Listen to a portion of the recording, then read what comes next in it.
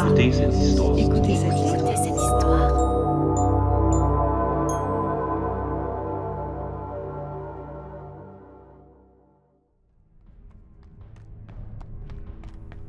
Je cours, aussi rapidement que mes courtes guiboles me portent. Mes poumons sont en feu, mon corps m'intime l'ordre de m'arrêter, mais ma tête, tisonnée par ma terreur, me pousse à continuer. J'ai tout laissé derrière moi, à part ma pioche, comme on nous l'a appris. Des semaines de travail acharné abandonné au pillard.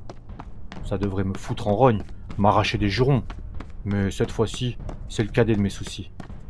Je cours.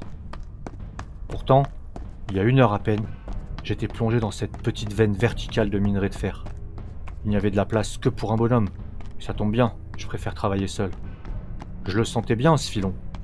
Il avait tout ce qu'il fallait pour receler une petite bulle d'argent. J'en ai vu 100 des comme lui, et je ne m'y trompe jamais. C'est simple à récupérer, à condition de faire l'effort.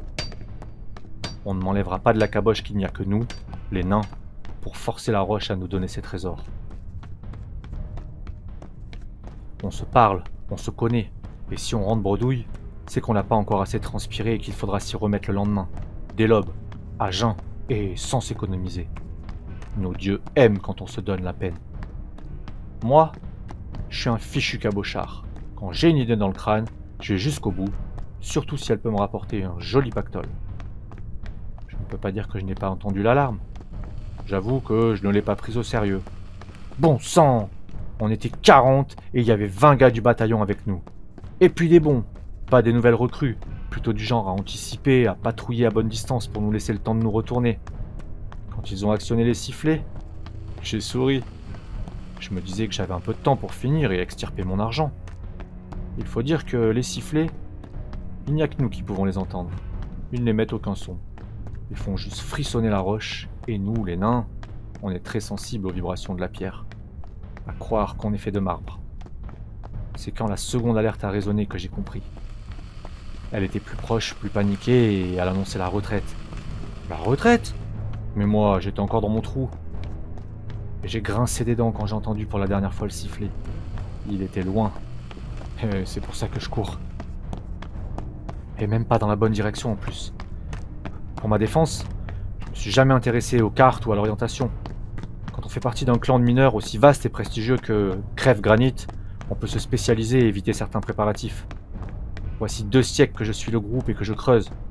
Si j'avais su. Me voici donc lancé dans le mauvais sens, à la frontière de notre dominion.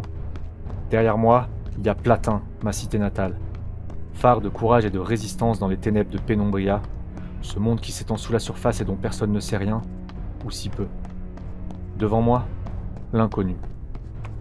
Je sais juste que les chances de survie pour un nain bruyant, désarmé et égaré dans cette immensité sombre et silencieuse sont quasi nulles. Et le pire, c'est que je peux pas m'arrêter de courir à cause du dernier coup de sifflet. Des Sirim, la principale calamité de Pénombria. Des agresseurs décadents et esclavagistes, des serpents au visage d'ange. Ils vivent dans les ténèbres comme les poissons dans l'eau. Ils sont nos voisins les plus proches, nos ennemis les plus intimes, nos antagonistes les plus profonds. J'en ai vu un une fois sur la place du marché. Le bataillon était parvenu à en attraper un vivant, ce qui n'est pas un mince exploit avec ces vipères malfaisantes qui se gardent bien de parader en première ligne. Sa race a tellement causé de dommages, inspirant une telle haine que la foule s'est précipitée pour le démembrer sur place, malgré l'escorte. Je suis loin de pleurer sur son sort, on sait tout ce qui arrive quand l'un des nôtres est attrapé par les Sirim. Et c'est pour cette raison que je cours à m'en faire exploser la rate. Pénombria est un univers étrange. Nous le façonnons à notre goût avec de longs tunnels rectilignes et des cavernes soutenues de piliers et de croisées d'ogives. Mais au-delà de nos terres, c'est un dédale infini de petites galeries rarement droites, de boyaux étroits, de cavernes immenses dont on ne voit pas le plafond et de fosses plongeant jusqu'au cœur de ce monde. Bien sûr, il y a des beautés dans cet univers ténébreux. Des salles remplies de gemmes, des veines de minerais larges comme le bras, des champignonnières phosphorescentes et d'immenses orgues basaltiques annonçant des rivières de laves infinies. On est sensible à toutes ces merveilles, nous, les nains. Mais on sait que derrière chaque stalagmite se cache un monstre affamé, prêt à écorcher vif n'importe quel intrus. D'ailleurs, j'aurais préféré tomber sur une grosse bestiole carapassonnée plutôt que d'être sifflé de la sorte par 2 Sirim hilars. Je ne raconterai pas ici les moqueries dont j'ai été victime car, je le concède, je faisais bien pas le figure face à eux.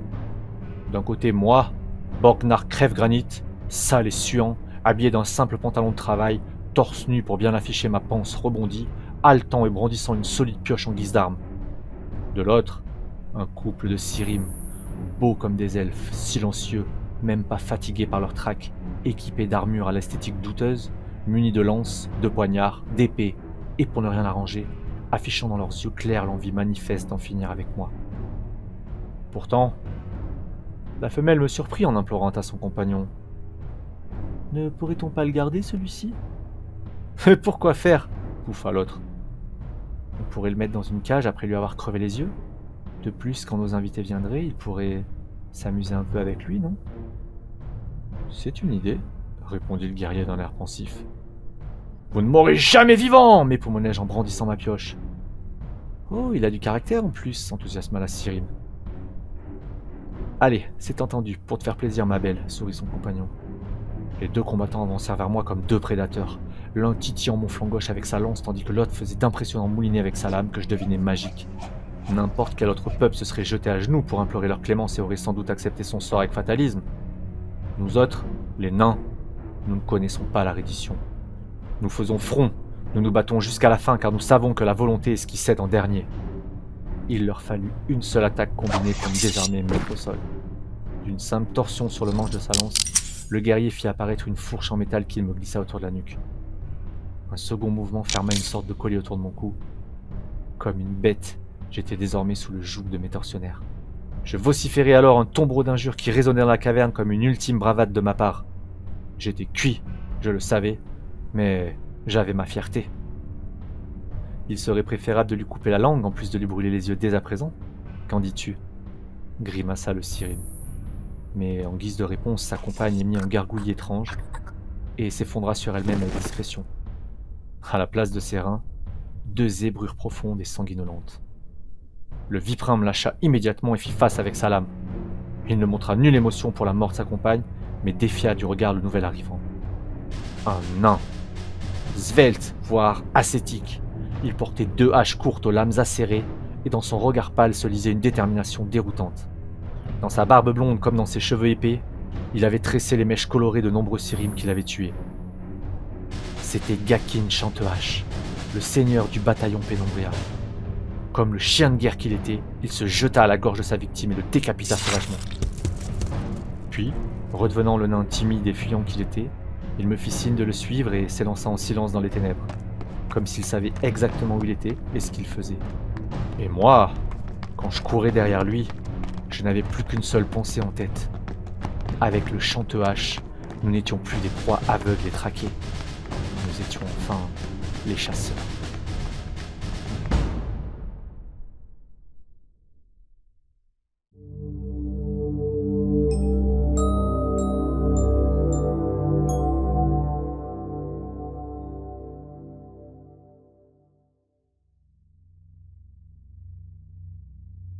Vous venez d'entendre Traqué, une nouvelle 100% originale de Rémi Batigny.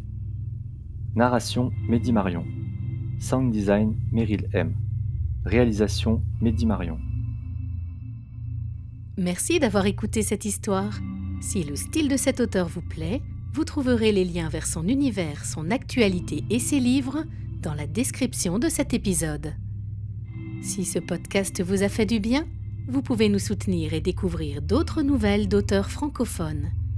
Abonnez-vous, offrez-nous des étoiles sur Apple Podcast, commentez et n'oubliez pas que les meilleures histoires se partagent. Merci beaucoup, à très bientôt.